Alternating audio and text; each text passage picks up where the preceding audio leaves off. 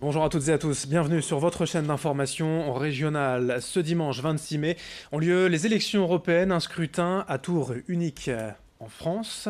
Pour en parler, le président et directeur de la rédaction d'Autrement dit, Jean-Claude Brancard, est notre invité. Bonjour. Bonjour.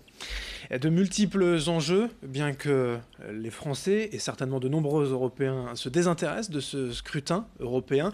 79 députés à élire, en tout cas pour ce qui est de la France, le renouvellement du Parlement européen. Jean-Claude Brancard, est-ce que le principal enjeu, c'est de connaître déjà les chiffres de l'abstention ? Oui, pour une part, parce que c'est ce qui donnera du poids aux députés européens français au sein du Parlement européen. Or, ce que l'on n'a peut-être pas perçu depuis le scrutin de 2014 et les deux derniers scrutins européens, c'est que le Parlement a pris du poids et de l'importance dans toute une série de décisions de notre vie quotidienne. Aujourd'hui, on peut presque dire d'une manière générale qu'il n'y a plus d'éléments de notre vie quotidienne qui échappent à une réglementation européenne d'une manière ou d'une autre.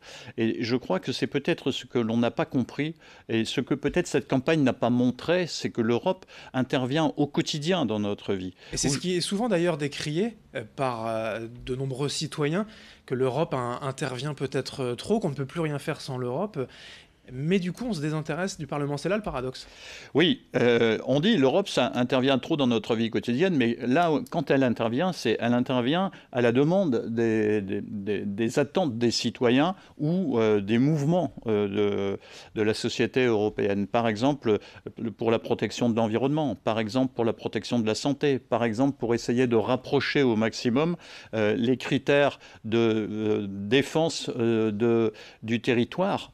Contrairement à ce que l'on peut dire, aujourd'hui, si l'Europe n'intervient pas, par exemple, sur notre vie quotidienne, dans l'utilisation de ce qui est Google ou au niveau des GAFA, c'est pas la France qui pourra pouvoir obtenir que, auprès de ces grands pouvoirs que sont devenus les grandes sociétés internationales, qui prétendent d'une certaine manière imposer leurs règles du jeu, la France ne pourra jamais. C'est l'Europe qui peut intervenir. Et d'ailleurs, ces derniers mois, elle a réussi à faire revenir ces grandes structures sur un certain nombre de règles qu'elle pensait pouvoir transgresser. Le paradoxe, en fait, ou l'image, la mauvaise image qu'a l'Europe, c'est que pour beaucoup de gens, peut-être, l'Europe empêche, alors qu'au contraire, elle permet. C'est ça le message ?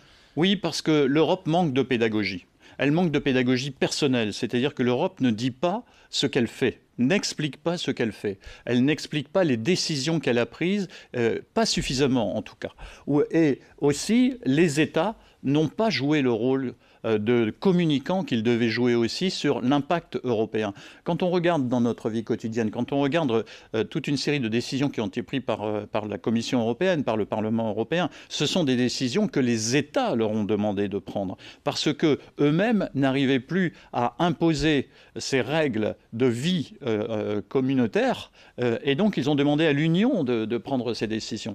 Et derrière ces décisions, c'est pas l'Europe qui a décidé, l'Europe ne décide de rien. L'Europe essaye d'organiser une vie ensemble. Il faut quand même se mettre devant cette réalité, c'est que c'est 27 pays qui ont des attentes différentes, et quelles règles communes on essaye d'instituer au sein de cette nouvelle communauté, puisque, rappelons-le, c'est la communauté européenne. Et donc il faut qu'on réapprenne et qu'on accepte de concevoir que nous sommes dans une communauté et qu'il y a des règles du jeu communes. Mais par exemple, on passe d'un pays à l'autre. Nous sommes dans une région frontalière. On passe de l'autre côté de la frontière. Quand on téléphone, aujourd'hui, le téléphone que vous appeliez de Belgique, de France, vous n'avez pas de charge supplémentaire. Et ça, c'est sur la dernière mandature européenne que ça a été décidé. L'Europe a imposé aux États et aux grandes sociétés de téléphonie de dire non, il n'y a plus de coûts supplémentaires.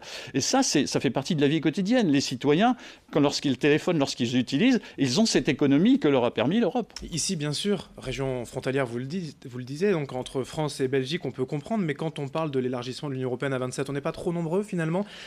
La Belgique, d'accord, ce sont nos voisins. Si on va jusqu'en Bulgarie, en Roumanie, là, les intérêts sont clairement différents. Oui, alors là, vous mettez le doigt sur la paix. ce que l'on a fondamentalement oublié. Moi, je peux le dire, parce que je suis de cette génération qui est née juste après la Seconde Guerre mondiale. Moi, ce que j'ai entendu dire de mes parents et de mes grands-parents, c'était la guerre, la guerre, la guerre. Et la guerre, pas avec des pays qui étaient très éloignés, la guerre contre nos voisins allemands, la guerre contre les difficultés avec les Britanniques, la guerre des Balkans, par exemple, il n'y a pas très longtemps. L'Europe, aujourd'hui, a permis que la paix soit instituée. N'oublions pas que ça fait 2000 ans que l'on se battait les uns contre les autres, et voilà que depuis 70 ans, on a la paix. Et ça, c'est une valeur qu'on a perdue pour vous? Oui, ce n'est pas une valeur qu'on a perdue, c'est une valeur qu'on a oubliée. Et je pense que dans la vie quotidienne, vous savez, ça fait partie de ces choses. On est en voiture, on a oublié qu'on ne roule plus, on ne circule plus en voiture à cheval. Et la paix, on a le sentiment que la paix est devenue quelque chose de normal. Non, la paix n'est pas normale. La paix, c'est quelque chose qui se gagne, qui se consolide tous les jours, qui se valide tous les jours. Elle se valide par des règles du jeu, par une vie commune, et avec une réglementation, et avec des modalités dont il faut parler ensemble. Alors évidemment, c'est compliqué parce qu'on a agrégé très vite, peut-être trop vite, disent certains, mais si on ne l'avait pas fait, qu'est-ce qui se serait passé? Il se serait passé que l'on aurait eu des blocs près de chez nous qui étaient des blocs qui auraient pu être contestataires. Simplement, aujourd'hui, au sein de l'Union, au sein de la communauté européenne, il faut que l'on règle ces problèmes entre nous. Mais déjà, nous sommes pacifiés. Déjà, nous pouvons nous parler. Déjà, tous nos étudiants peuvent aller dans tous les pays d'Europe. Déjà, nous pouvons prendre l'avion sans problème pour aller à l'intérieur de l'Union sans difficulté. Et on ne votera pas pour la paix. Dimanche, il faut bien voter pour un programme. Et là, avec 34 listes, là aussi, il y a une limite à la démocratie. Il y a beaucoup de listes inconnues dont personne ne parle. Alors, sur ce plan-là, je dirais, quand on regarde la composition des listes, etc., ce qu'on constate, c'est qu'il y a des attentes qui sont très diverses et qui sont très diffuses. Et simplement, ce que chacun, aujourd'hui, attend, c'est qu'on lui règle d'abord son problème, et après, on verra le problème des autres. Et c'est un peu ce que signifie et que représentent ces 34 listes, quand on regarde un petit peu leurs attentes. Mais au fond, quand on les écoute et quand on les entend, finalement, aujourd'hui, il n'y a plus de contestation de ce qu'est l'Europe. C'est une contestation ou le souhait d'améliorer le fonctionnement de l'Europe. Mais l'Europe n'est plus remise en cause en tant que telle, en tant que communauté, en tant qu'union. Tout le monde conçoit bien qu'il faut que l'on trouve des solutions ensemble. Certains demandent le Frexit quand même. Oui, mais aujourd'hui, ils sont très, très, très minoritaires. Encore, entre le débat, si vous voulez, par exemple, l'euro. Au sein de la communauté de l'euro. Il n'y a plus personne qui demande à changer de monnaie, à revenir sur sa monnaie nationale. C'était encore l'objet du débat des présidentielles d'il y a 2 ans, ce n'est plus le cas aujourd'hui. Donc l'idée européenne, la conception européenne, le fait de vivre dans cette communauté, aujourd'hui, c'est quelque chose qui est, je dirais, presque acquis. Simplement, c'est comme toutes les choses qui sont acquises, il faut que l'on sache quel est le prix de cette acquisition, et donc de la revalider en permanence.